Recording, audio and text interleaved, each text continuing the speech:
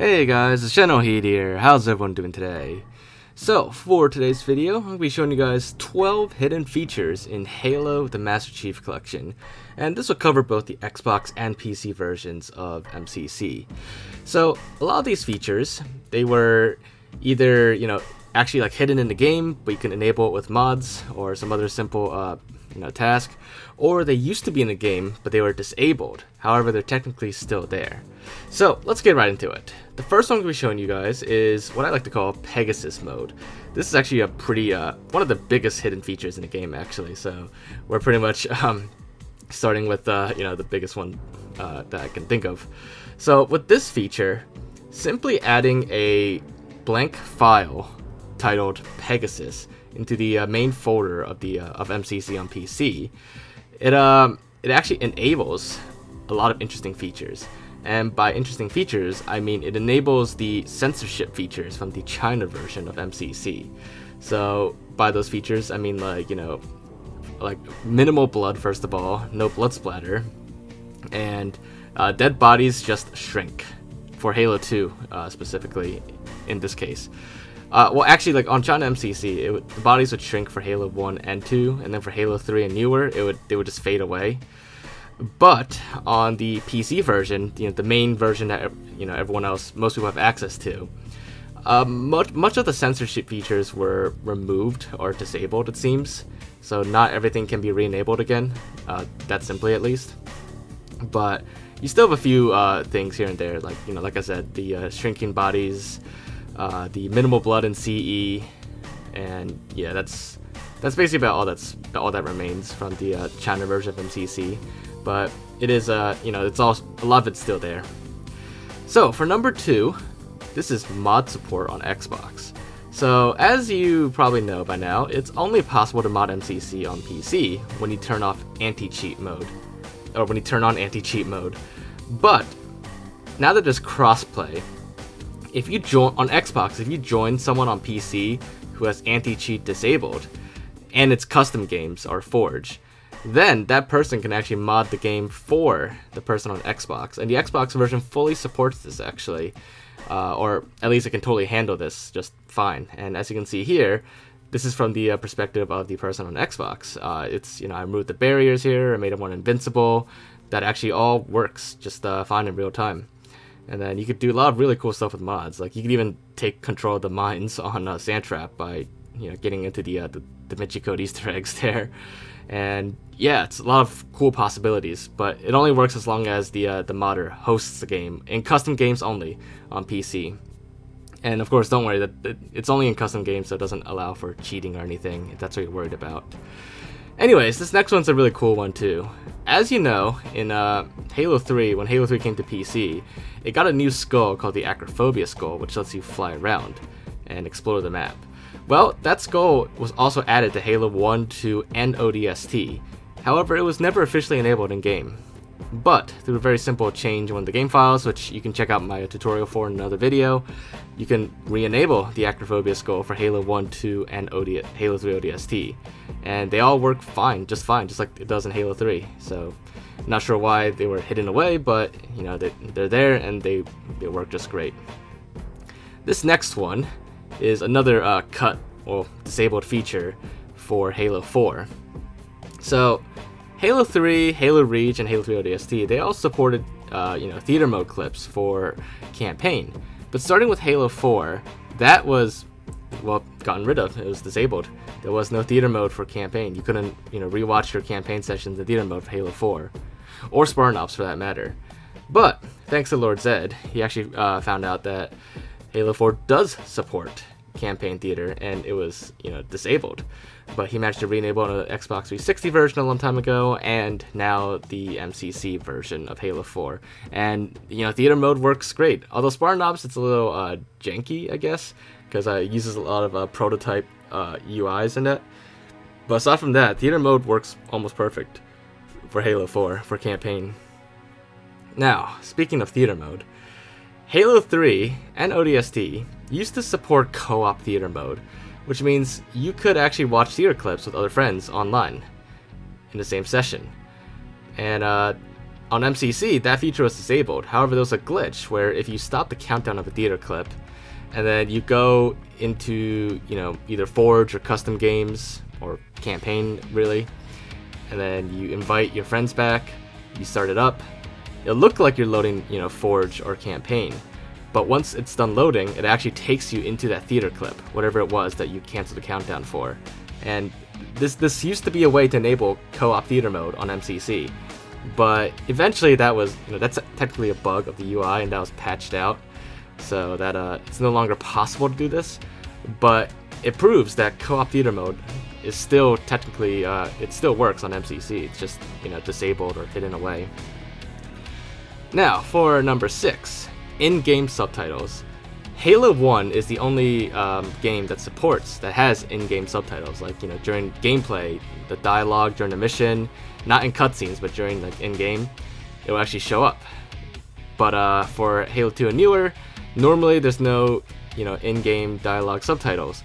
But on the China version of MCC, it actually does support in-game subtitles for Halo 2 and Halo 3 and Halo 4, all the Halo games really, and in English too for most of them, which is pretty odd because our regular version of MCC does not support that.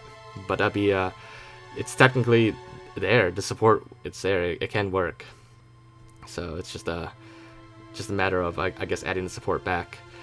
Now for number 7, if you go into the Halo 2 folder on MCC and you go to the pre-build folder and you rename the video folder here to something else, you will actually be able to enable the classic cutscenes and anniversary graphics. You're basically disabling the blur pre-rendered cinematics, which are really cool, I must say, but you're basically disabling them and playing the original cutscenes, the in-engine cutscenes, but in the actual anniversary graphics in-game. Now, some of the cutscenes work great, some of them not so much, as you can see, but it does have that, extra set of cutscenes, so to speak. For number 8, a while ago, Halo 1, or Halo CE, got a lot of new skulls added to it. Now, these weren't technically unique skulls, they were actually all the Halo 2 Anniversary skulls that were ported back to Halo 1. Now, Halo 2 Anniversary had a lot of skulls, and pretty much all of them were ported to Halo 1, but only a few of them actually made the cut. A lot of them, like Assassin Skull, Feather Skull, while a lot of them worked, a lot of them were also disabled, because some of them didn't do anything at all, some of them didn't do enough, and some of them just didn't have the desired effect at all. But there were quite a lot of skulls that were cut from the game, but they can be re-enabled through like a simple change of the game files, and they could be used. And like I said, there were a lot of skulls, and some I assume were really great skulls, but ultimately only a few of the cut skulls actually do anything meaningful in Halo 1, and for some reason these skulls never made it into the final game, but like I said, they're still there.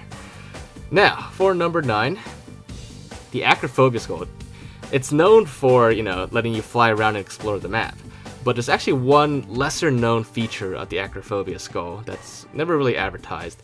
So normally, if you fall from a great height, there's supposedly a fall timer where after like a few seconds you actually just die. There's no death barrier, but you just die.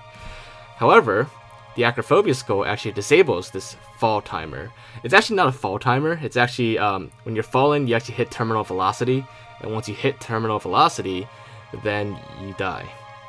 It's technically not a timer at all. But the Acrophobia skull disables that so that you can keep dropping for as long as you can, and then you won't die. Now there's still fall damage if you hit the ground, so you just have to stop your fall. But aside from that, you don't have that issue anymore.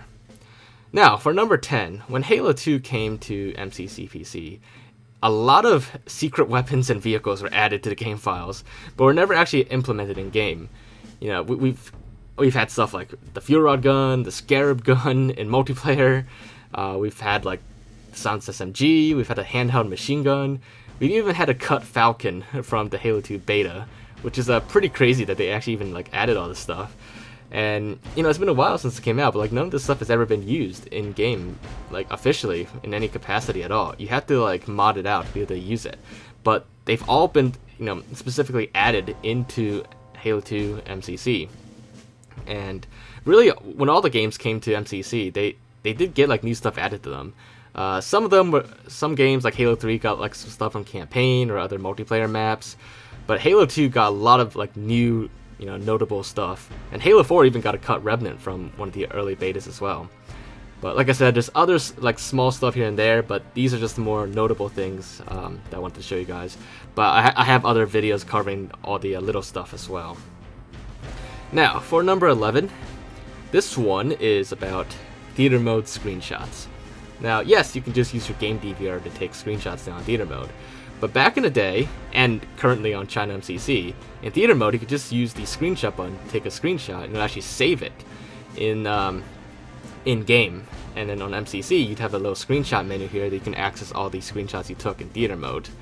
And they would all be here, you could view them, and you could upload them to your Fileshare as well.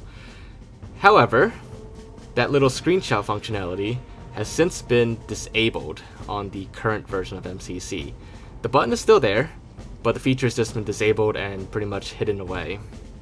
So you can no longer take screenshots in-game in theater mode anymore.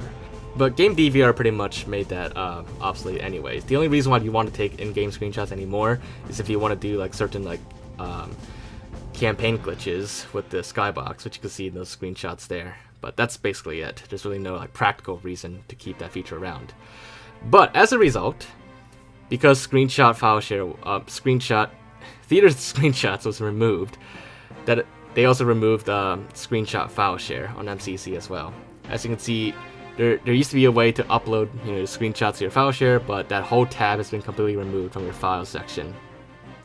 But on the China version of MCC, it still has that feature, and it actually still works. You can still upload to your Fileshare. The whole backend, the whole servers are still up that support screenshots being uploaded.